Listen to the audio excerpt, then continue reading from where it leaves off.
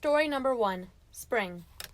Frog ran up the path to Toad's house. He knocked on the front door, but there was no answer. "Toad! Toad!" shouted Frog.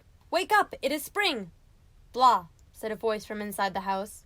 "Toad! Toad!" cried Frog. "The sun is shining! The snow is melting! Wake up!" "I am not here," said the voice. Frog walked into the house. It was dark. All the shutters were closed. "Toad, where are you?" called Frog. "Go away," said the voice from a corner of the room. Toad was lying in bed. He had pulled all the covers over his head. Frog pushed Toad out of the bed, and he pushed him onto the house and onto the front porch. Toad blinked in the bright sun. "Help!" said Toad. "I cannot see anything." "Don't be silly," said Frog. "What you see is the clear, warm light of April, and it means that we can begin a whole new year together, Toad. Think of it," said Frog. "We will skip through the meadows and run through the woods and swim in the river, and in the evenings we will sit right here on this front porch and count the stars."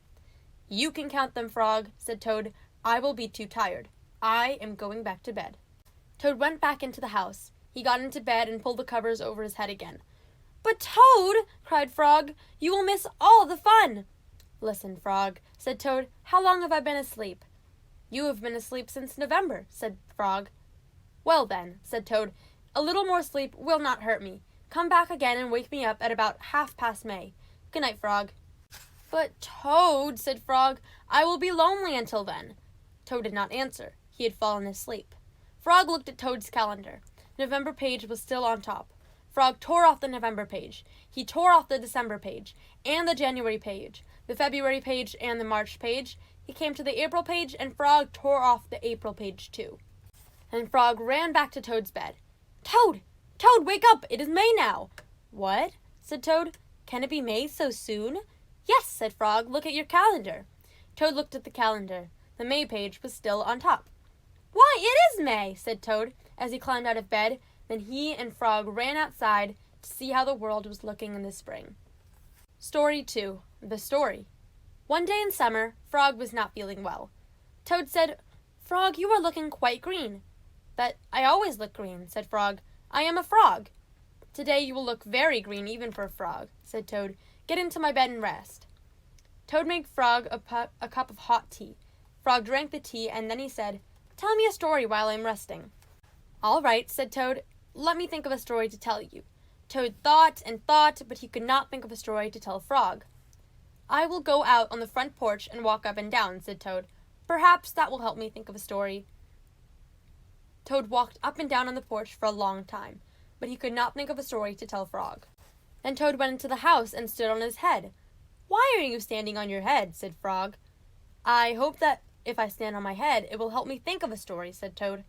Toad stood on his head for a long time, but he could not think of a story to tell Frog. Then Toad poured a glass of water over his head. "Why are you pouring a glass of water over your head?" asked Frog.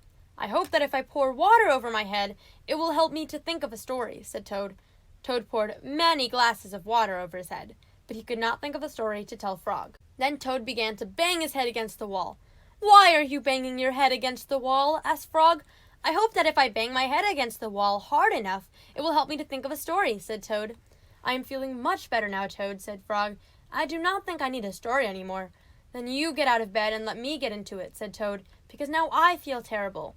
Frog said, "Would you like me to tell you a story, Toad?" "Yes," said Toad, "if you know one."